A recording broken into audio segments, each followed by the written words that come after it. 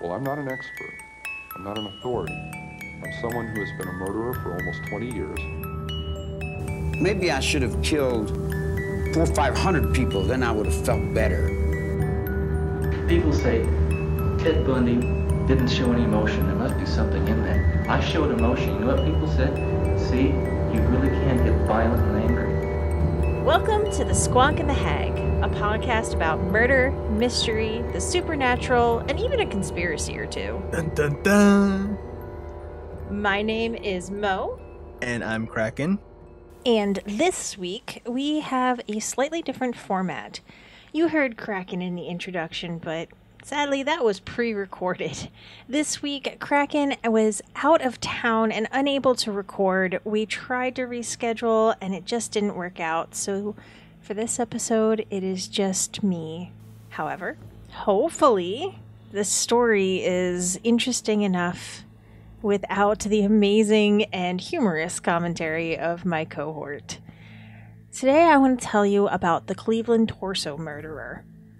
This is a serial killer from the 1930s who is actually not as well known as I would expect once I read the story and did the research and started digging in. So I hope you enjoy it, and it has some very interesting ties. So I would say stick around to the end if you want to hear some very interesting theories about this murderer. In the 1920s, the stock market had rapid expansion, with its peak in August of 1929.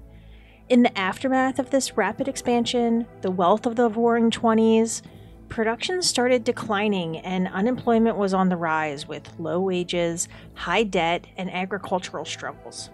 Stock prices started declining in September. Panic set in and a record 12,894,650 shares were traded.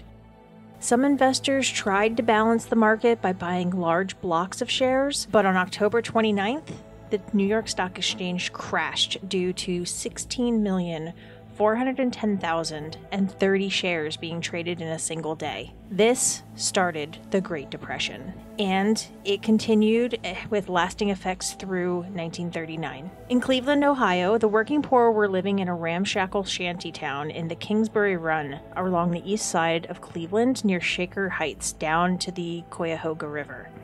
Shaker Heights is one of Cleveland's earliest suburbs, established in 1909. Kingsbury Run was in the part of Cleveland known as the Roaring Third, which was Cleveland's third district. A Hooverville was a shantytown built during the Great Depression.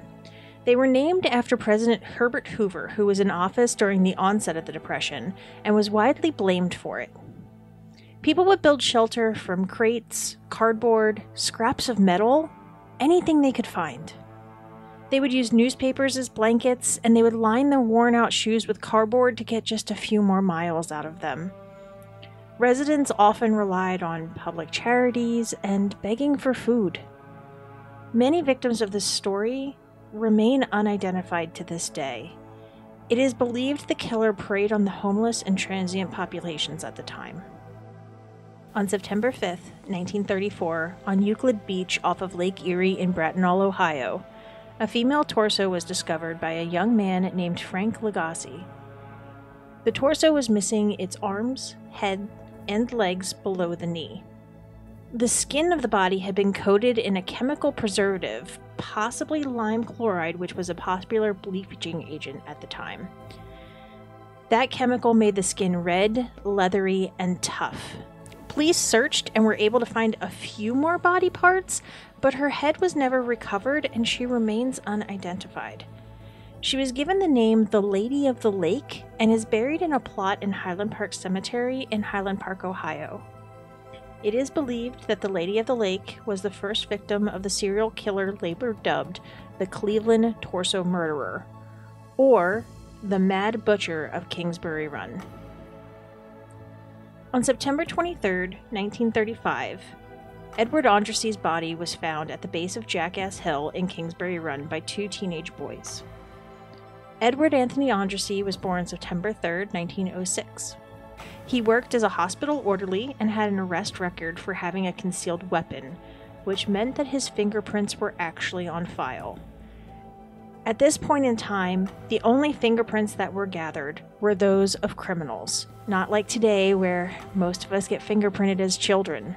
At the time of his disappearance, he was living with his parents, who mentioned to the police that Edward had a run-in with a local mobster only a few weeks before. The man alleged that Edward was paying attention to his wife and threatened him. After staying home for a few days in fear, Edward returned to his normal life and was last seen September 19th. When the body was found, Edward was completely naked except for a pair of socks. His head and private parts were removed, with the head found buried near the rest of the body. The body was both cleaned and completely drained of blood. Areas of the skin were coated in the same chemical as the Lady of the Lake, leaving it red and leathery. The coroner noted rope burns around the wrist, and the cause of death was ruled a combination of decapitation, hemorrhage, and shock, meaning that he was alive when his head was removed. It was estimated he had been deceased for 2 to 3 days, and the coroner also noted that the removed body parts were done skillfully by someone with an understanding of anatomy and butchery. It was believed to be either an axe or a butcher's knife that was used for the beheading. While searching the area, police discovered a second body. This man was estimated to be dead at least 1 week, but possibly up to 3 or 4.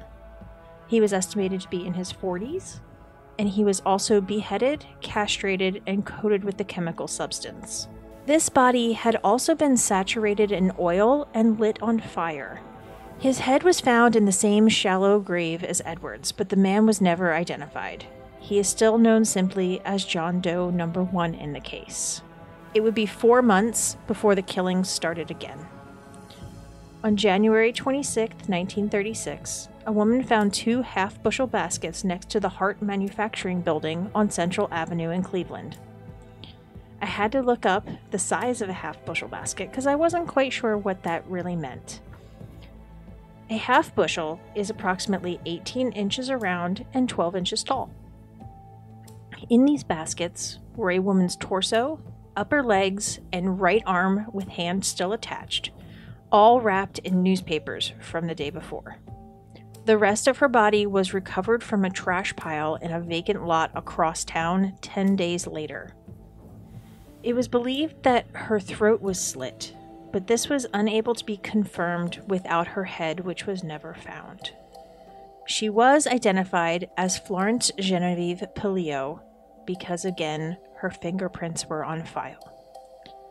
Florence was born Florence Soddy on December 6, 1891, and spent her early youth in Erie, Pennsylvania's 4th Ward with her mother Nellie and her father Fred. As a child, Florence's family moved around often as her father struggled to find work. Once an adult in the 1920s, Florence was said to be an alcoholic who suffered abuse at the hands of her lovers. She was a barmaid, a waitress, and a sex worker who lived on the edge of the Roaring Third, not far from Kingsbury Run. Some accounts described her as emotionally unstable, but there aren't any details as to what that exactly means. In 1923, she married Andrew Pillio and moved to Buffalo, New York, but the couple divorced in 1928 after her infidelity. Florence then returned to the Erie area, and she was arrested for the first time in August of 1928 for solicitation. In 1930, she then moved to Cleveland. She was arrested again for solicitation in 1930 and, quote-unquote, renting a room for immoral purposes in 1931. In 1934, she was arrested for solicitation in Washington, D.C., but the authorities agreed to drop the charges if she immediately left D.C. and never returned. She was arrested one last time in 1935 for selling liquor. Due to her many arrests, police were able to identify her body. On June 5, 1936, the head of John Doe No. 2 was discovered by 2 boys near the East 55th Street Bridge. The head was wrapped in a pair of pants.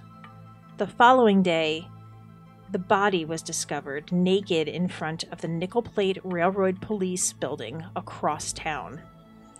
Like the other victims, he was beheaded, cleaned, and drained of blood. but there were no other mutilations or torture performed to this body. The coroner determined he had only been dead a few days when he was found. John Doe No. 2 became known as the Tattooed Man due to the 6 unique tattoos on his body, including a butterfly, the comic strip character Jiggs from Bringing Up Father, a cupid, the name Helen Paul over a white dove, crossed flags with the letters WCG, and an arrow through a heart. Investigators hoped the unique artwork would help to identify him, but they were unable to discover who he was, only able to estimate that his age was around 25 years old. The crossed flags with WCG could have indicated some sort of military attachment, but it turned to be a dead end for the police.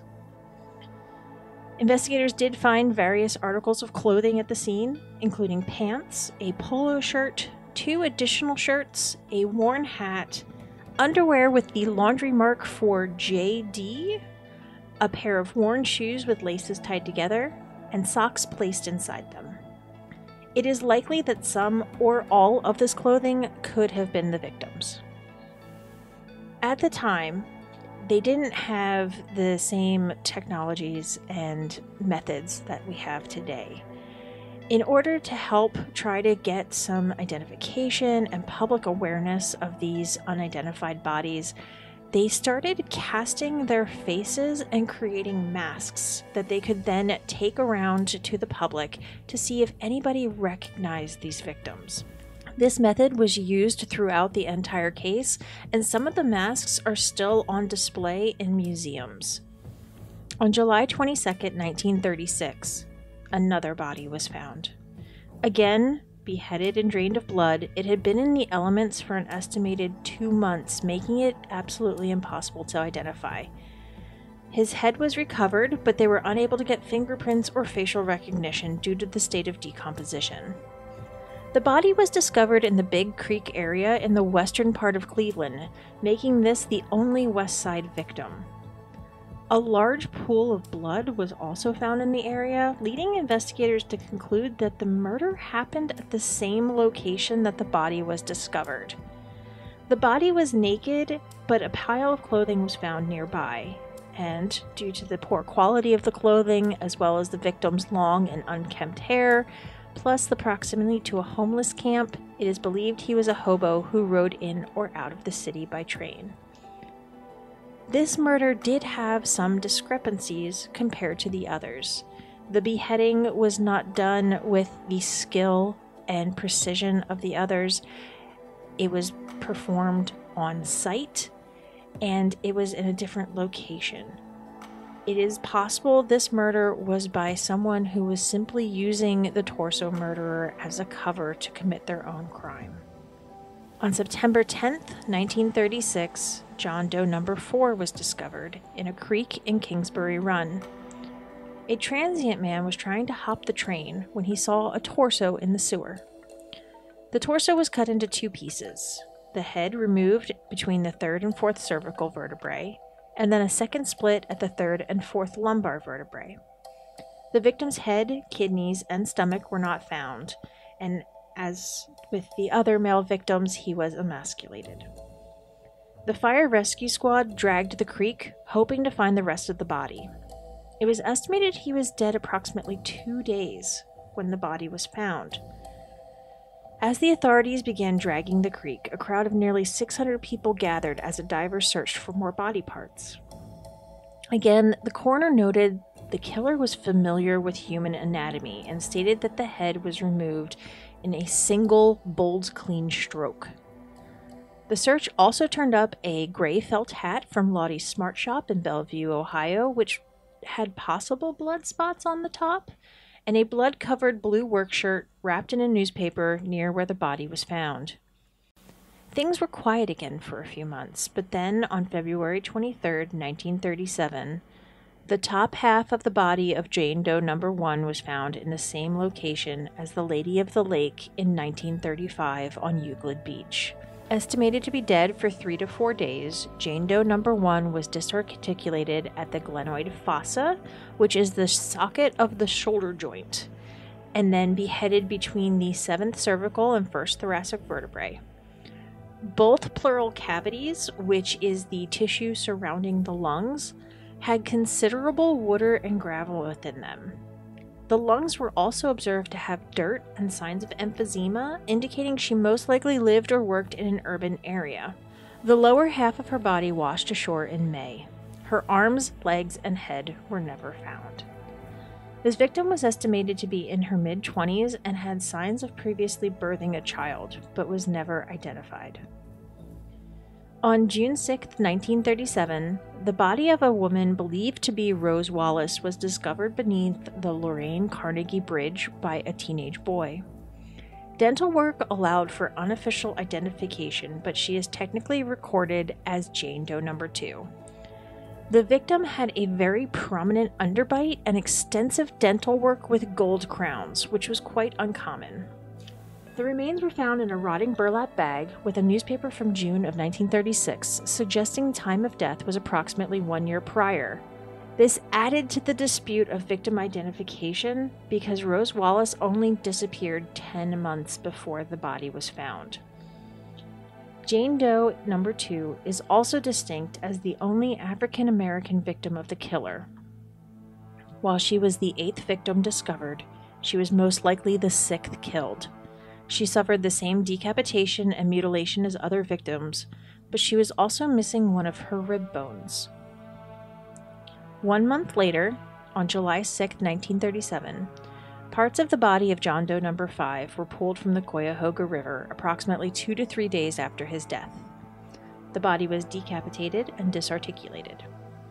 The upper torso was found in a burlap chicken feed sack, while other body parts were simply found floating in the water on their own. The head, heart, and abdominal organs were never recovered.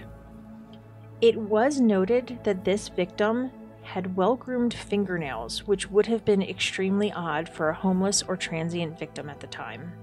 On April 8, 1938, the lower leg of Jane Doe No. 3 was discovered floating in the Cuyahoga River. In May, her thigh was found, leading to a search of the second area.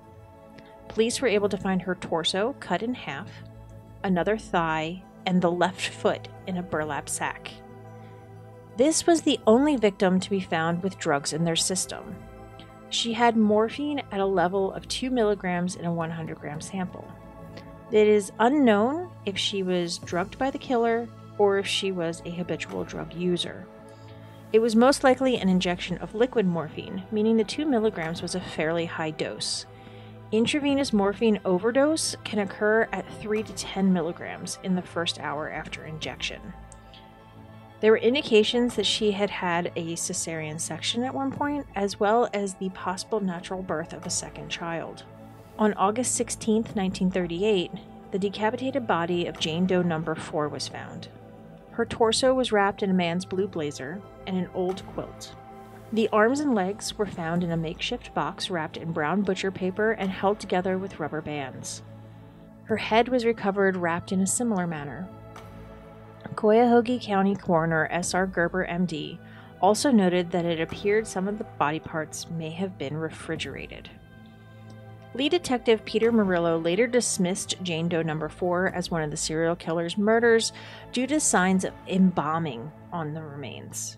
No other victim showed any signs of embalming, and it was determined she had been deceased for 4 to 6 months.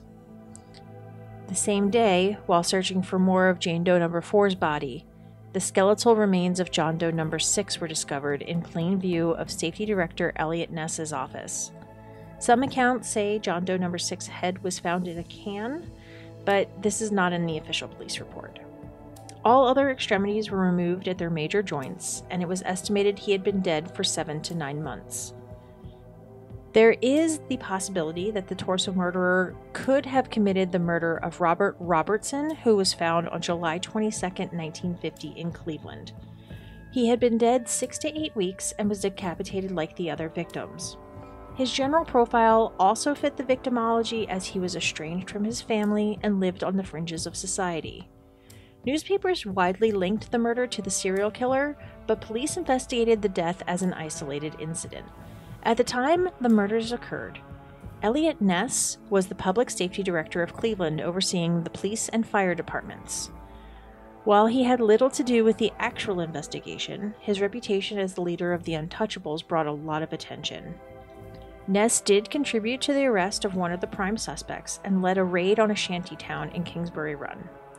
Detectives Orly May, Emil Mussel, Martin Zalewski, and lead investigator Peter Murillo all worked the case from the beginning. There were two main suspects in the case: Frank Dolezal and Francis E. Sweetie. Frank Dolezal once lived with Florist Polio and had connections to two other known victims, Edward Andrassy and Rose Wallace. He was a bricklayer by profession and spent much of his time in the Roaring Third.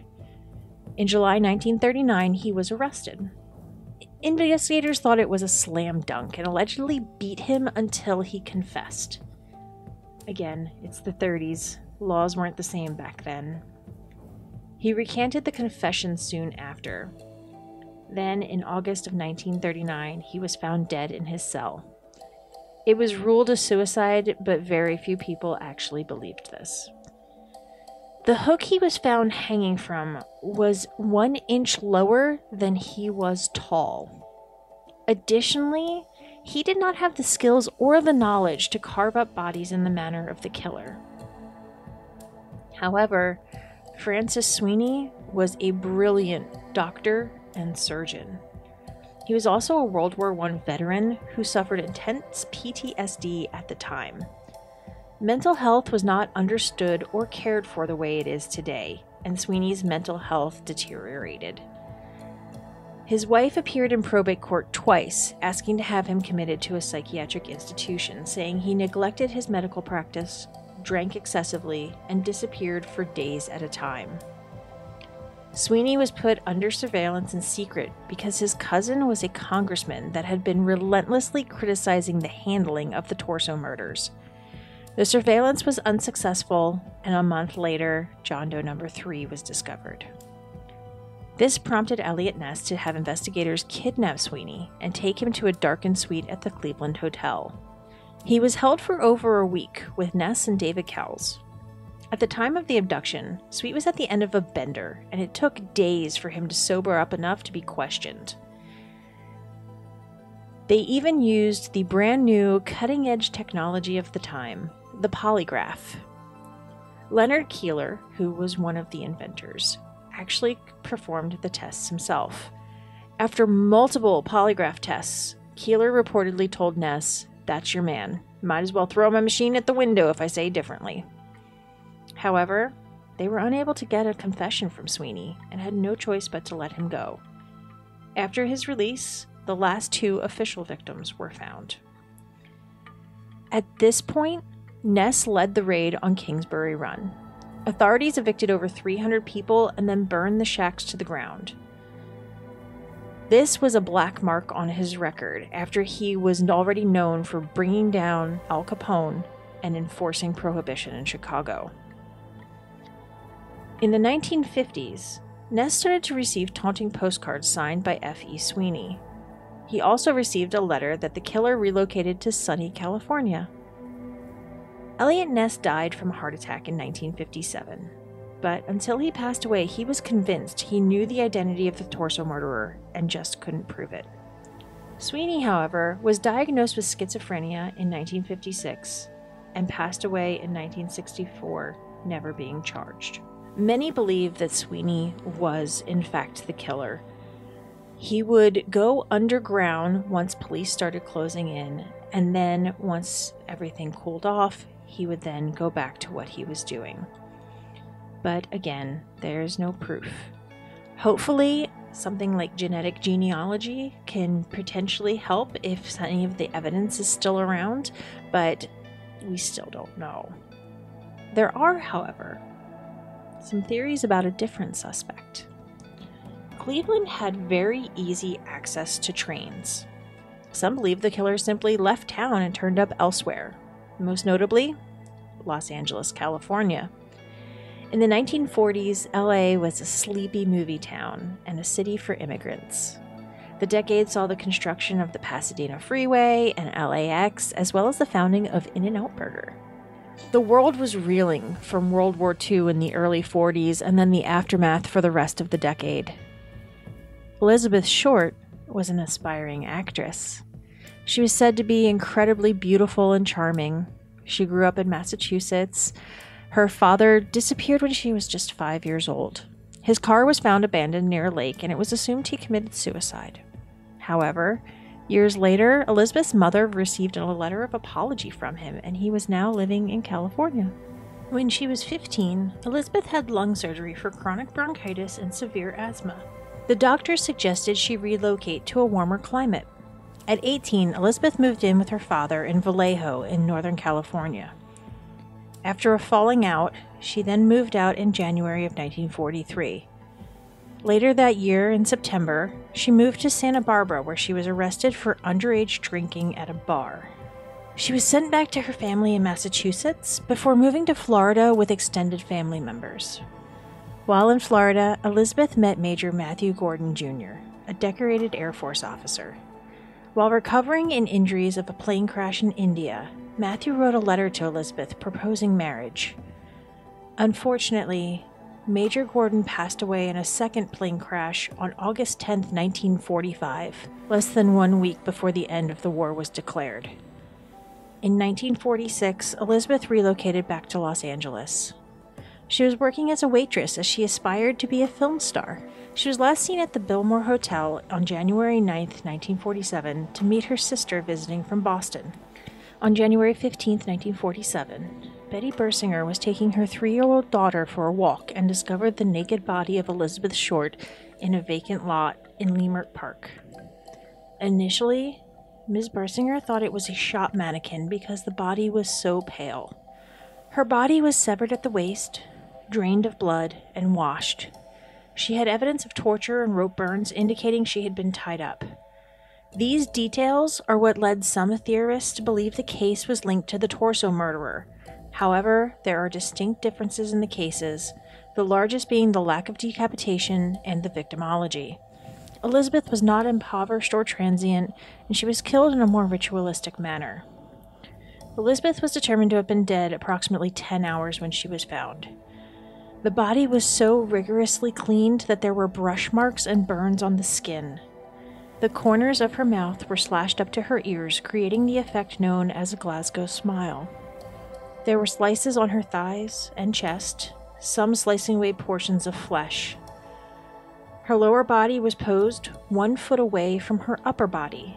She was also posed with her hands above her head, with elbows bent at right angles, and her legs spread apart.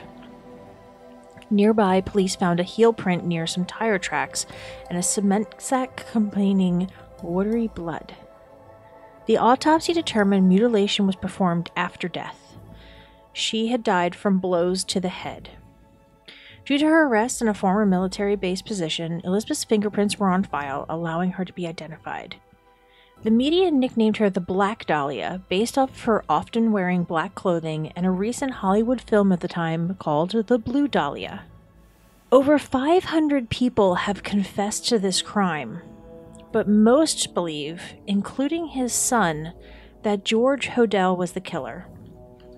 Hodel was suspected but never formally charged.